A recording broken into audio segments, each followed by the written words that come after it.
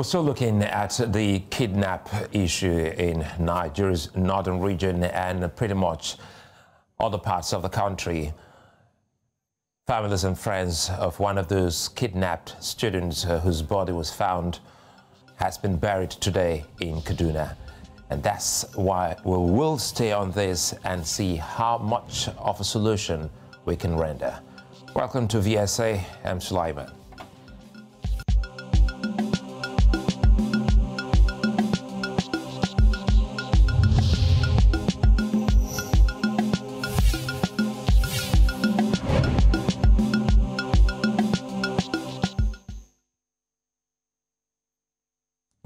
Dorothy, Ternum, Johanna, one of the abducted students of Greenfield University who was killed by her abductors, has been buried today.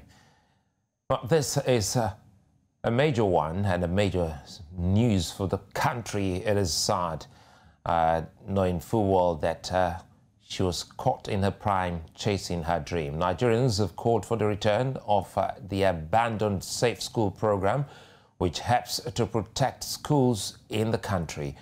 Northeast, Northwest and North Central Nigeria have become hotspots for bandits, with schools considered easy targets by these criminals. The dangers are looming as insecurity creeps around the country.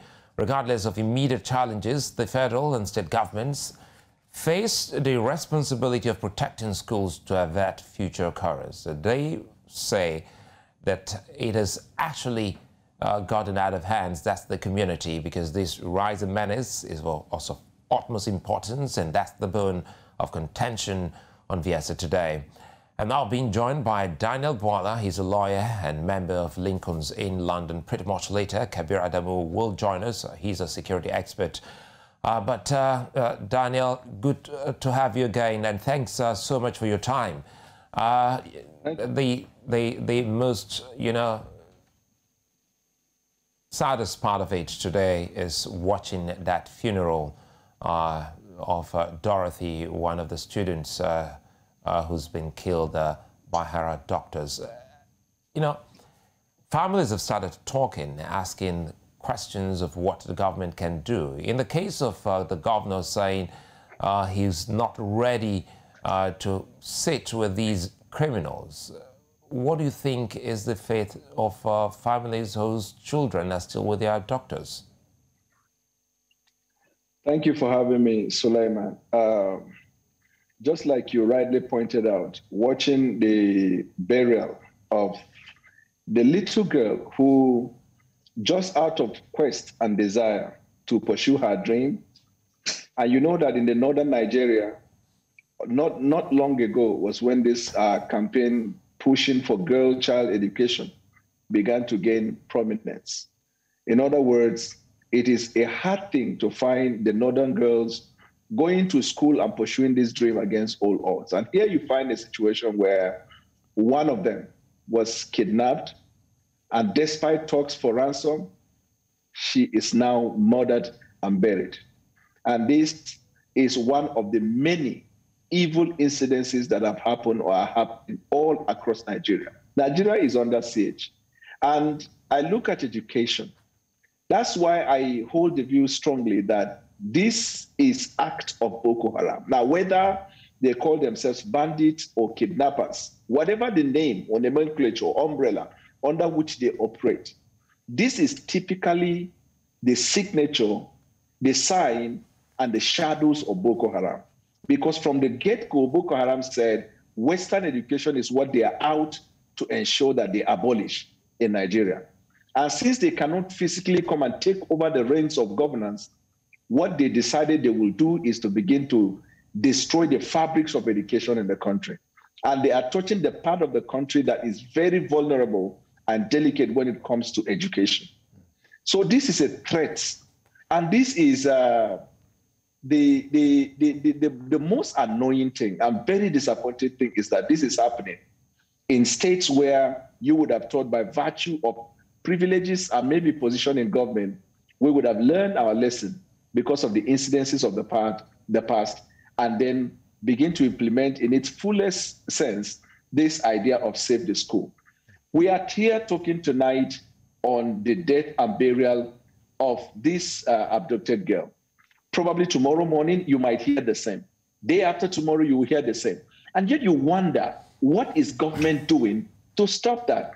In other climes, when this incident happened once or twice, it will never happen for the third time because there will be measures that will be put in place to checkmate that. Suleiman, Nigeria is vulnerable and is under siege.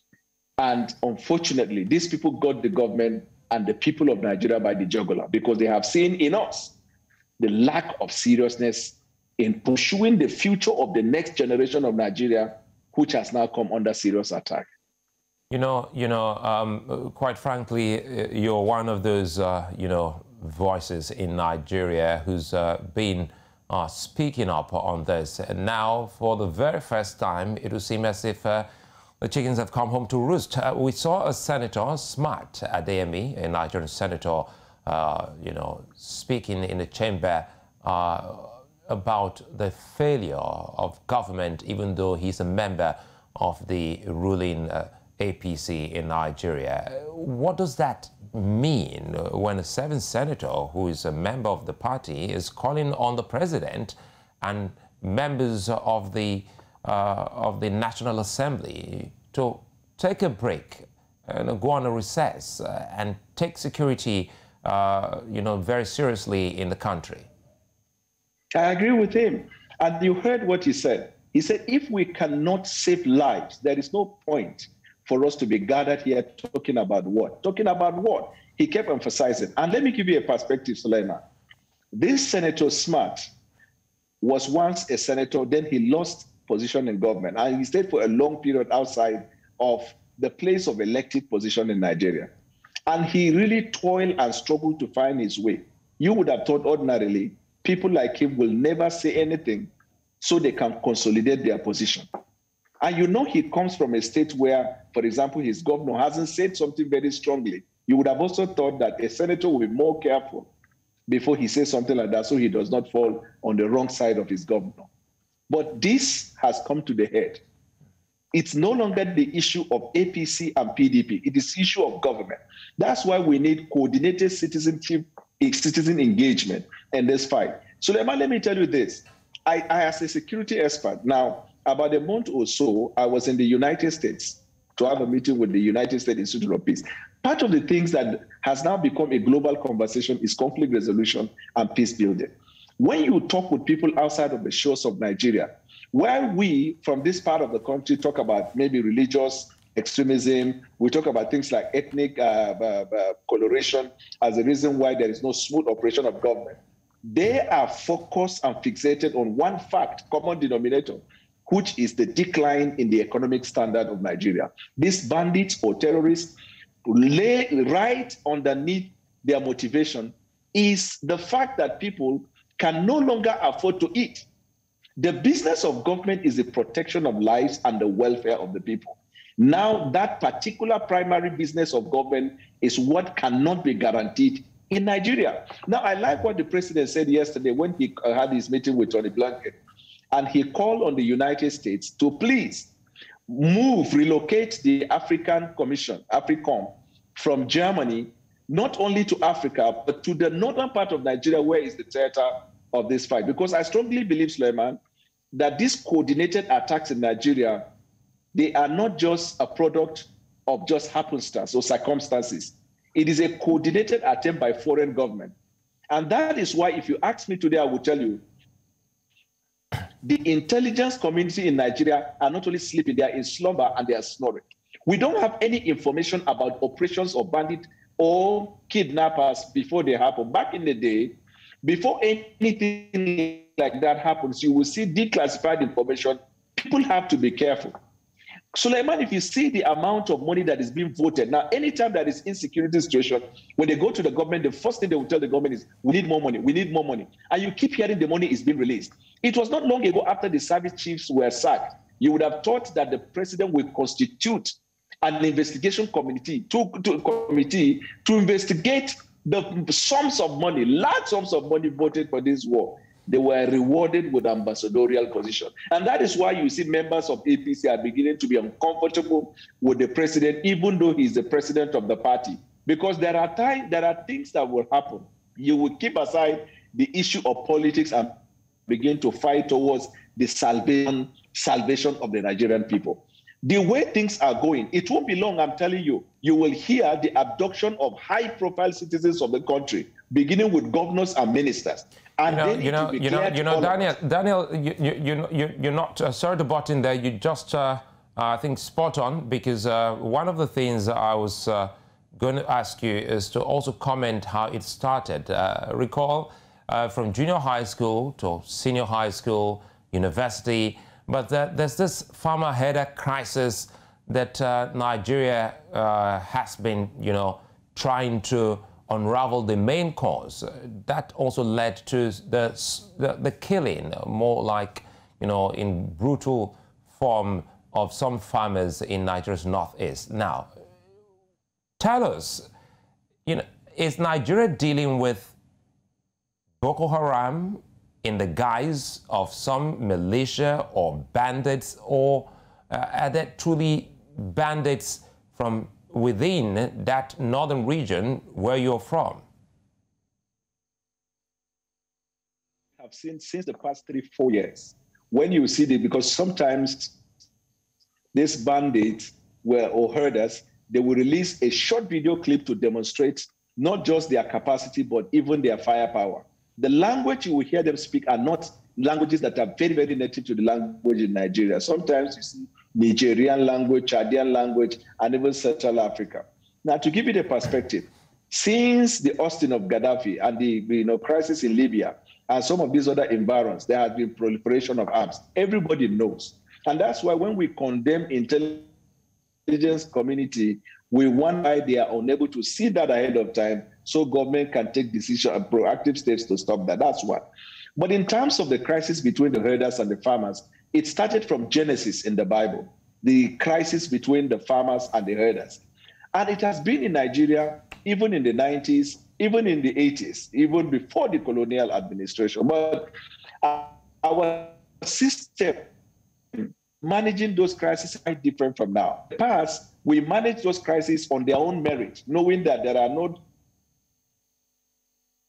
Well, I think this seemed to be a glitch. We lost connection there to Daniel Ige, a legal practitioner as well as a security expert, looking at the crisis in Nigeria and taking us through, history, the historical perspective of how it all started.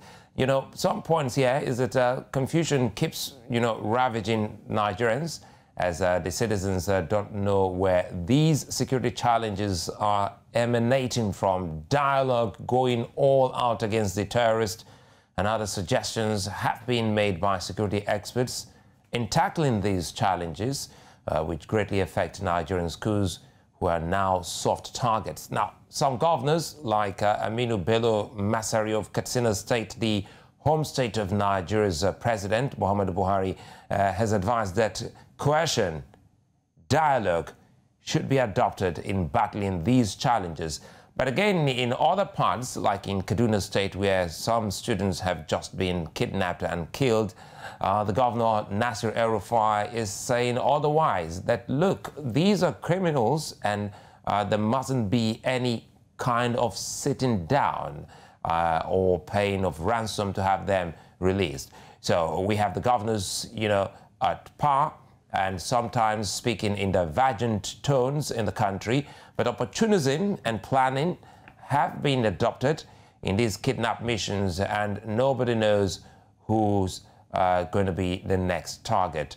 The conversation here on the square is to first understand the nexus, the connection between what has been happening and what has happened in Libya and even in Chad, the Sahel and the Maghreb, and how it is affecting the peace and security in Nigeria. And of course, the ripple effect of what Nigeria is dealing with now is some impending food crisis, which this insecurity has also caused. We'll take a moment. We'll try as much as possible to reconnect with Daniel. And as I did say earlier, Kabir Adamu, another security expert will be joining us from Nigeria's capital, Abuja, to look at these particular burning and disturbing issue in Nigeria.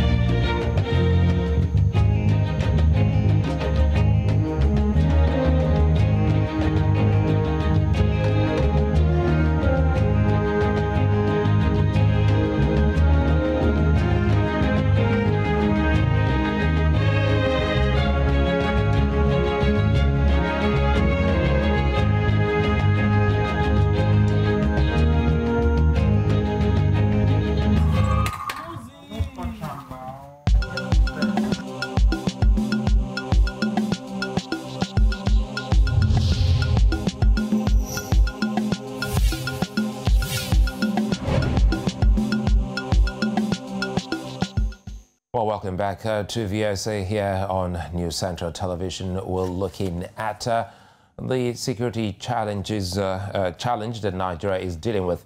Can I have this off, please? Thank you. And, you know, quite a lot happening before that moment. You know, we were having this conversation with Daniel Ige, who is a member of the Lincoln Inn in London. Daniel, good to have you back again. Apologies for the glitch. And of course, for the loss of sound there in our connection to you. Now, we're trying to also look at some of the, you know, reasons. You were actually trying to draw a nexus, more like historical perspective, looking at Libya and the Chadian example, how these are affecting security problems in Nigeria. Can you continue from where you left off? Right. So I was saying, having established the problems in West Africa and Sahel, where you have the breakdown of the institution of states in neighboring countries, which is now resulting into crisis of monumental proportion, and you find the proliferation of arms. Now, man by nature, in philosophy, sociology, says is brutal and fetish, right? Now, in those days, we didn't have arms and these dangerous weapons. So people resort into settling disputes. People resort into carrying out criminal activities with what they could lay hold on. Because of the proliferation of arms, now anybody next door can have AK-47 or AK-49.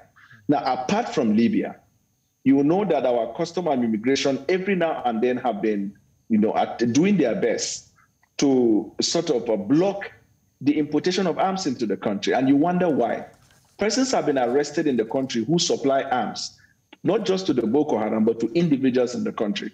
So over the period of years that we've been managing this idea of whether safety school or insecurity in the country, our critical institution of security and law enforcement in the country have gone sleeping. And before you know, we are now deeply in a mess. Now look at it this way, Suleiman. In Niger, Boko Haram not only invaded a community, they hoisted their flag 2 hours away from Abuja. Since the day the news broke out till this moment, there is no news that the federal government has taken over that place and has dislodged them.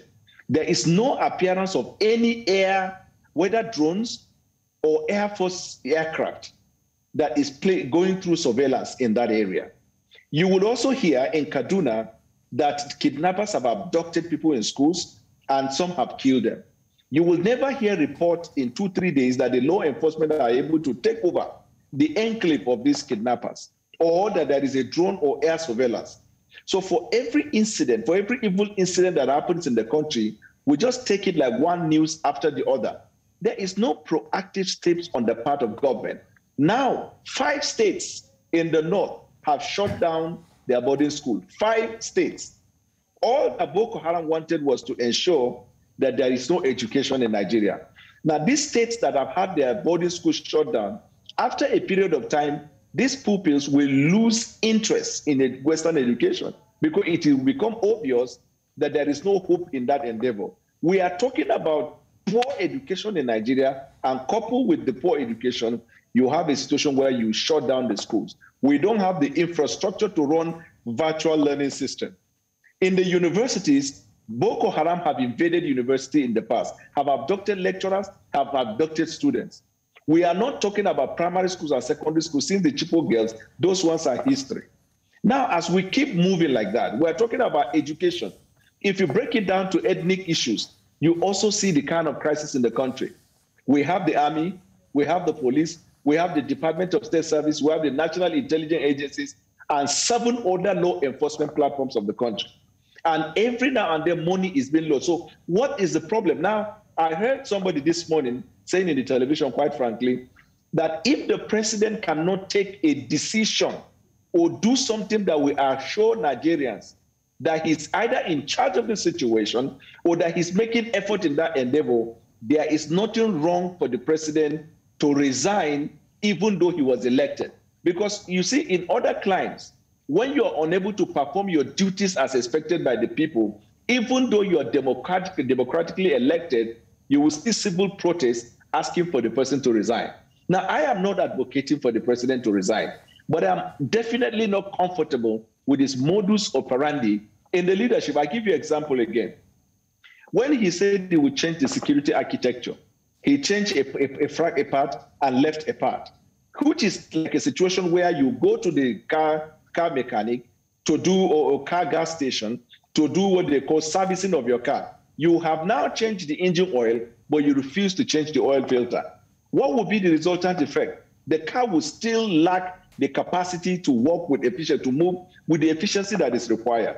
2, the president is static. He stays in one place in the villa. If you said he is staying because of the security, given the security of his life because of COVID-19, leadership usually, look at what happened in Chad. This man went to fight and died in the battlefield. Look at when they were going to do the funeral, the way the country reacted. In leadership, sometimes you may not prefer all of the solution, but when people see you taking steps that suggest to them that you are having a sleepless night finding solution, there will be confidence reposed.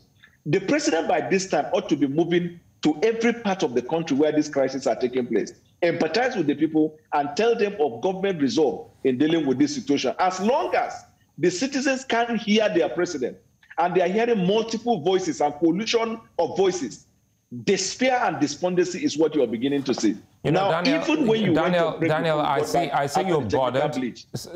Sorry again to butt in here. Daniel, I see you're bothered that these kidnappers have gone on this spree unchecked, you know, despite the heavy presence of the military in Kaduna and some other places.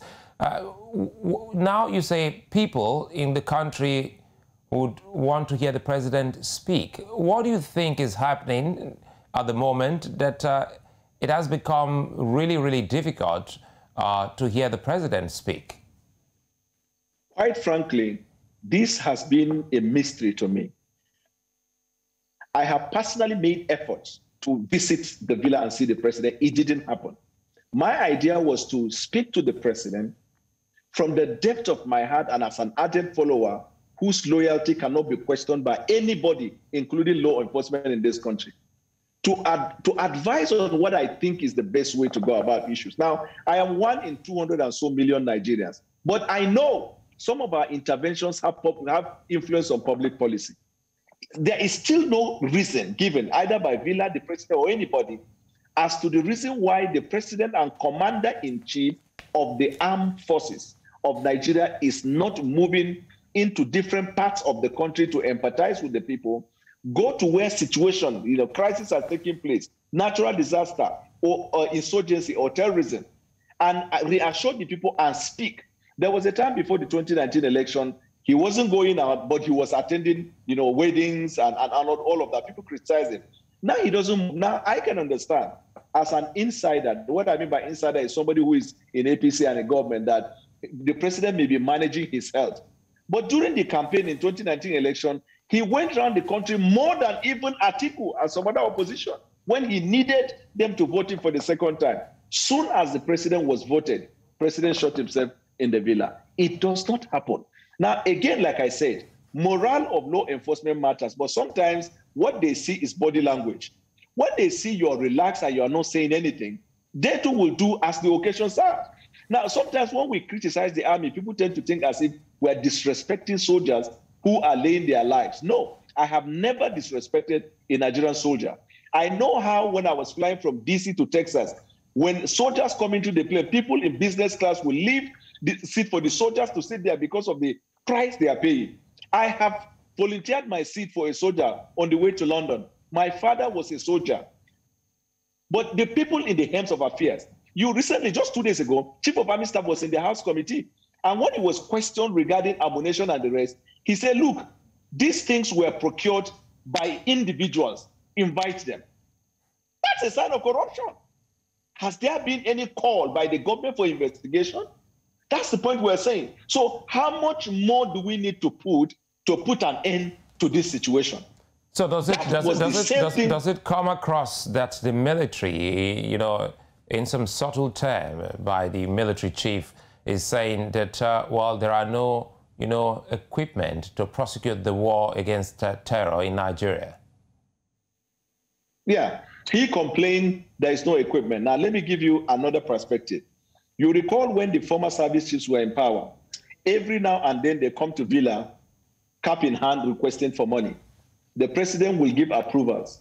We understand that there were some demands made for the purchase of certain advanced equipment, which were paid for, but those military weapons have not come. Now, there is no investigation to ascertain the veracity or otherwise, especially when you juxtapose that with the recent comment by the National Security Advisor about the individuals that were sacked. Now, even that, the National Security Advisor, you recall, there was a time it was published in the news. We don't know the veracity or otherwise, that it was attempted to make some procurement and the president blocked it. Now, a new set of people you have appointed, if you are embarrassing them, you appointed them, but they are now telling you we do not have equipment to execute the war. This Boko Haram and the bandits you are hearing, it's not that they have more training than Nigerian soldiers. No, they have a superior firepower. When people are going with outdated AK-47 that has not been serviced, and then you're seeing people holding AK-49, they are holding aircraft fighting equipment, there's no way you can defeat them. We talked about drones. We had money was released for the purchase of drones. How much, even commercial drones that children go to the supermarket to buy, people are able to purchase it.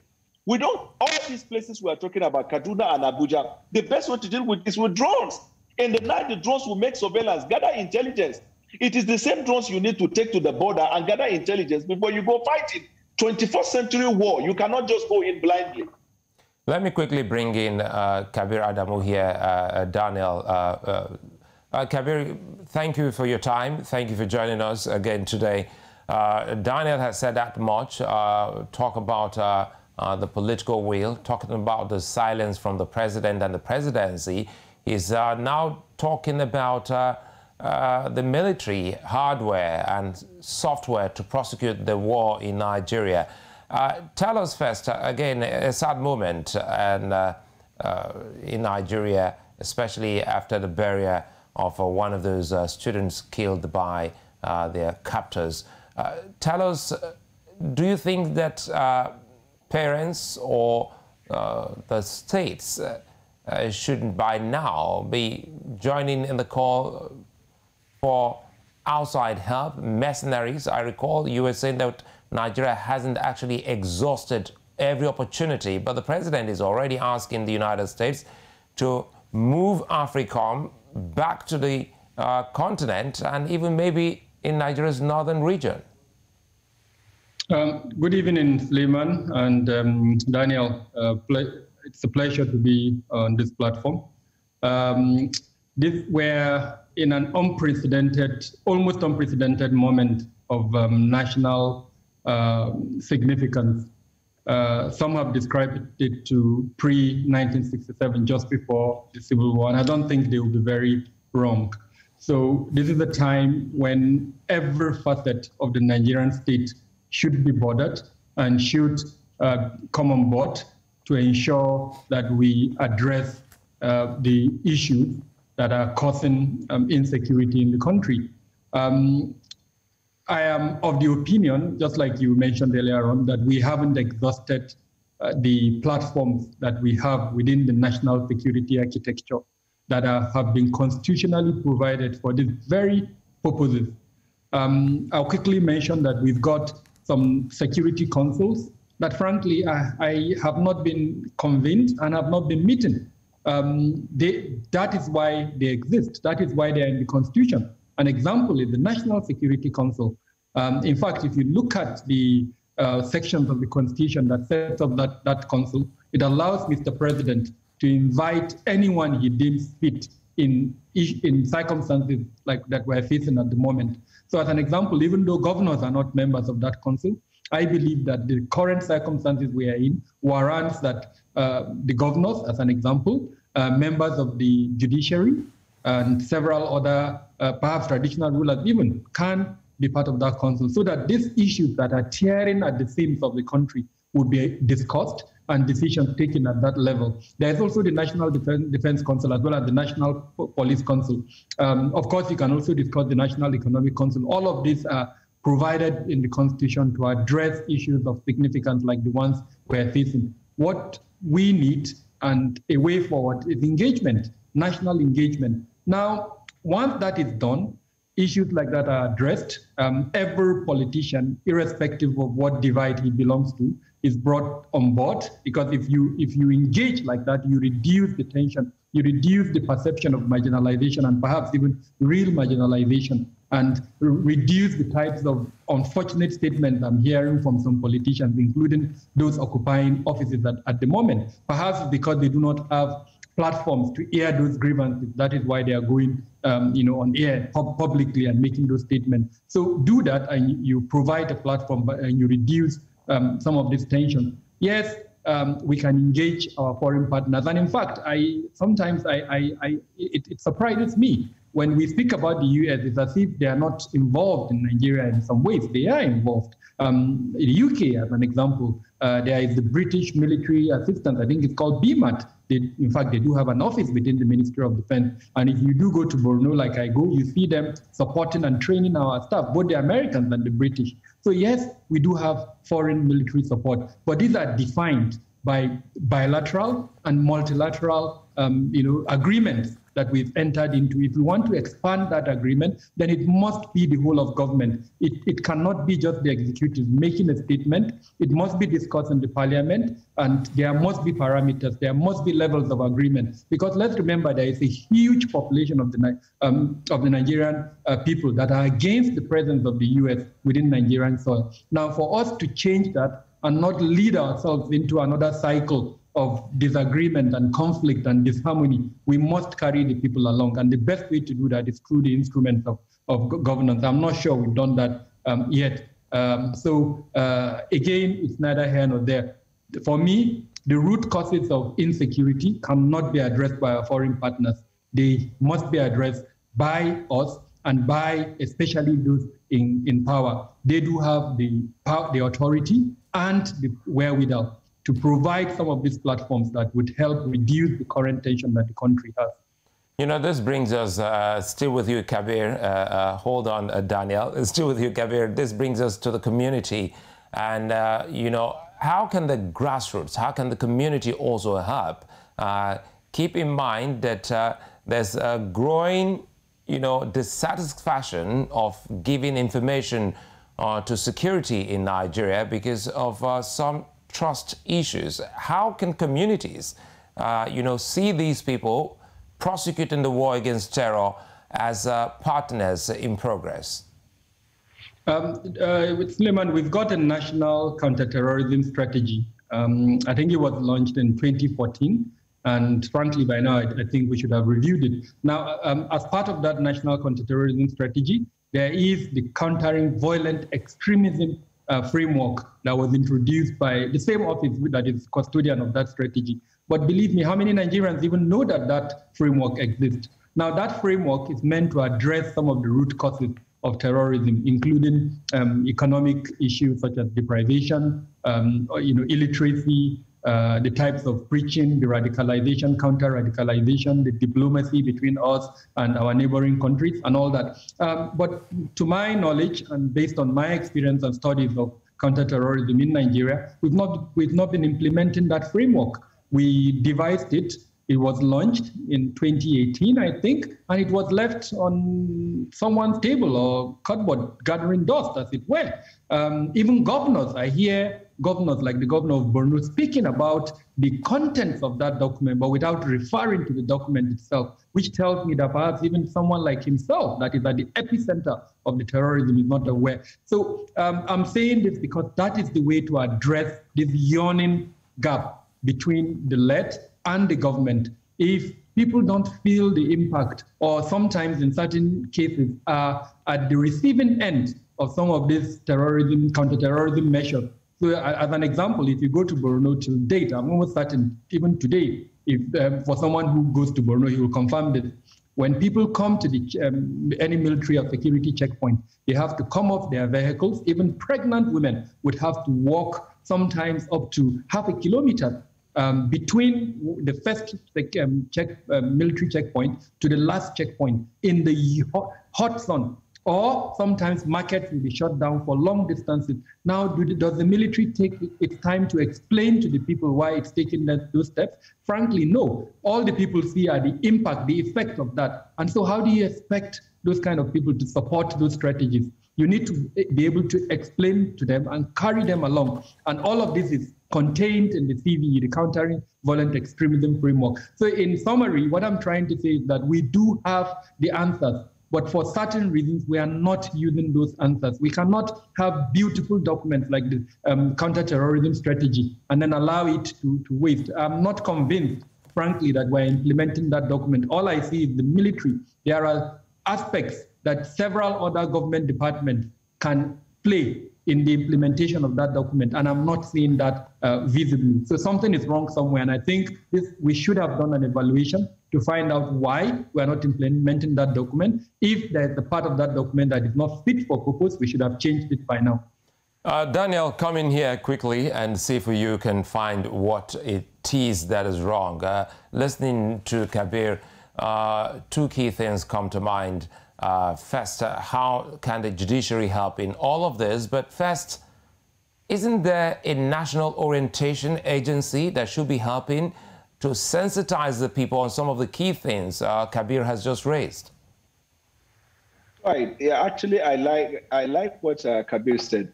And they are perfect. And to add to what he said, this issue of trust, the reason why we're losing it is because we are not implementing some of these policy documents that he talked about in counter-terrorism. There is even the aspect of counterintelligence. Let me give you a good example.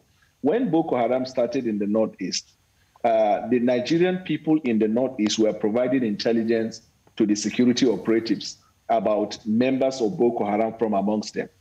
But then after a while, you see that once you give information useful to the government about the membership of Boko Haram in the community, then the soldiers will come and arrest the individuals. 2 days later, you'll be killed. How did the Boko Haram get to hear that it was you who provided the intelligence to the security forces? As soon as that thing became multiplied and multiplied, the people in Borno lost confidence in the security forces. And look at the side effect of that. Recently, I heard a soldier complaining that some of the citizens in the rural towns are now being used as assets to provide intelligence to the insurgents about the operations of the military. So if the military come pass by, somebody amongst them will then call the insurgent and let them know that the military have passed, this is their capacity, this is what they carry, and then these people are able to fight. The battle for trust and confidence is always between the insurgents and the government. But the government has leverage because you have assets you have critical instruments of the state to give the needed assurances to the people so that Nigerian people will provide intelligence. Even in this Abuja, if you make a mistake of providing intelligence to government about certain operations of either foreign agents or security situation, it won't be long. You will hear a discussion around your community that it was you who provided the intelligence. In America, that's why they classify people who provide useful information to them as assets. And there is a large budget that is made for that purpose. In fact, they even have witness protection program for somebody who provides intelligence to them. We need to have that for the citizens to develop confidence in government. The people must have trust that if I provide intelligence to the government, I will be protected. My information will be protected, my confidentiality will be protected, and my life will as well be protected. But that is not what we see. Now, you would have thought, quite frankly, in counterintelligence, after Afghanistan, after this the invasion, the Americans took the invasion to Afghanistan, they allowed the CIA to lead the operation because they discovered that it has changed from conventional warfare to asymmetric, where a lot is involved. That is what we are facing in Nigeria. But Nigerian soldiers are fighting a symmetric fight with conventional approach. That's why we see little or no result. Intelligence must be more than 50 to 70% of our preparation for the fight against this. Where are the bandits living? From amongst the community. So sometimes we think as if they come from the bush. Where do they get the intelligence about the schools and that the schools have no security? From amongst the people, the kidnappers. Where do they get the information that XY is a rich man or a son? It's the intelligence. So quickly, speak to the national orientation as an agency of government that should also help in sensitizing the people on some of the key things both of you have raised, Kabir. I mean, this is for you, Daniel, before I come back to Kabir. Right. So the National Orientation Agency, the reason why I even digress from there is because they are doing nothing. They are just dead and dry. Now, even on the basic program of government, to say that the government is building infrastructure, the government is doing this and doing, they have not been able to educate, sensitize, or inform the people. How much more taking it out of this sphere to the sphere of security and intelligence and expect that to do? The Ministry of Information is loaded with propaganda. I used to say it as a member of APC and a chieftain. I said, since when we took over government, some of the people managing information for the government have not debriefed themselves from being opposition to being people in government. We still push propaganda as far instead of sensitizing people on the operations and the mode of operations of government and the confidence that the people are required. Now, no matter what National Orientation Agency say or does, if the commander-in-chief of the armed forces does not engage with the citizens from time to time, either by direct address or by attending places where disaster happen and reassure the people that government is working, or by taking certain steps in sacking people who are not effective, or by setting up committee to investigate this, once these things are not happening, there is no way your minister can convince the people that they should trust the government to do what the government promised they would do. So Kabir, as we wind down, let's start looking at some possible solutions. What do you think is the ultimate solution? And do you think do you rather see positive movements towards that? Suleiman, I can stay here and tell you that yes, I am optimistic. But frankly, I'm not. And that's the truth as a professional, for the simple reason that the indices that would give me hope upon which we can build to arrive at that destination, I am not seeing them yet. I want to think that it starts and ends with our politicians. And luckily, we have one in our midst. I'm hoping he will speak to that. There is nothing law enforcement agencies can do if the platform for law enforcement is not provided. We are a disparate nature in terms of our ethnicity, in terms of our religion. And so we need politicians who would build in centripetal issues, not centrifugal forces that are driving us apart. Today, all you need to do is pick up a newspaper in Nigeria or listen to the news. And believe me, probably for 24 hours, it's those centrifugal forces that would be on the news items. And so the role of politicians will be to find a way to remove those centrifugal forces and put forward centripetal forces that the media will now pick upon and speak. It happened in Rwanda, and we saw the result. The centrifugal forces led them to a genocide, and we're at that stage in Nigeria, unfortunately. And so politicians would need to do their work, which is to build platforms, manage power in a way that everyone, the principles of equity, justice, and inclusion would be to a larger extent exercised, and people would, the kind of tension that we're seeing currently will reduce. Now, once that is done, then hopefully the law enforcement agencies can start their work. And of course, my co-discussant is also a lawyer, I think. He can also speak to the administration of criminal justice system. Currently, offenders are not being punished. Almost, in fact, it's common in Nigeria. You get away with a lot of offenses. So that too is significant. We need to strengthen the administration of criminal justice so that offenders are punished. And I can speak to that for the next 24 hours, but there are three components of it: the law enforcement component, the judiciary, and then the correctional service. And then lastly, the social fabric that is binding society.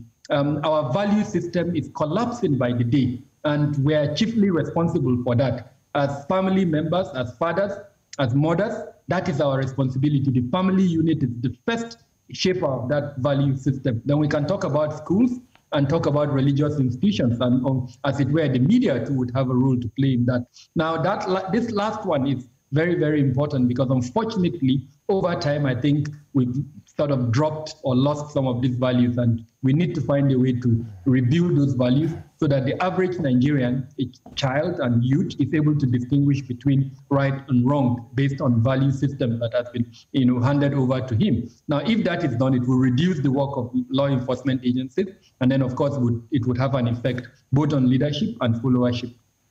And Daniel, I want you to react to that, especially the area of the justice system in Nigeria as it affects those that have been so fingered and on the issue of terrorism. Yeah, there is no justice. The offenders are like, that's what Kabir said is 100% correct. The offenders are not punished. Imagine the people who were caught in the Boko Haram Act by the military, rather than charging them to court because they actually did not surrender, they were arrested. But the military said that they are repentant Boko Haram, gave them education, gave them good accommodation, thinking about sending them abroad for studies, over and above Nigerians whose homes were displaced. So where is the justice for offenders? Bring it down to the politicians who are now fingered as individuals also fueling this idea of banditry. You will hear law enforcement, National Security Advisor say, we know them. We know who they are. You will know how their operation is being done. But from when he said it till now, more than 1 month, there is no indication that they have been arrested or charged to court. Now, even when eventually offenders are charged to court, the idea of getting conviction is another different ballgame altogether because of the backwardness in terms of the system of administration of criminal justice Act and the administration of justice in Nigeria. It seems to me that the people are beginning to lose confidence in the critical institution of government that will give redress. So somebody thinks, since he cannot get justice, let him find another way of achieving his aim. It is that bad, Suleiman. Wow. It's I'm meant to say it's a fine place to stop, but for today is never fine, honestly, until Nigerians live peacefully and without security upheavals hanging over their heads. Both of you, as well as so many other security experts, have actually given your time, your role, your expertise. And it is hoped that the government and administrators in different states and even traditional rulers can start looking into some of these key things. It's everybody's business when it comes to security, especially on the continent, more so in Nigeria. So, as they say, the schools that are the citadel of learning and the institutions that have made many of us, both of you, myself inclusive, must be protected at all costs. Once again, the Nigerian government owes Nigerians and these children a sound and secure future. It is the least of expectation. I'd like to thank you very much for being such nice company today, as always, Kabir Adamu and Daniel Ige. Thank you. Our pleasure, and stay Lehman. Well, we'll stay on this issue here on the Village Square Africa and see how this actually can help Nigeria back winning ways. I'm Sulaiman. Very much disturbed on this. See you again.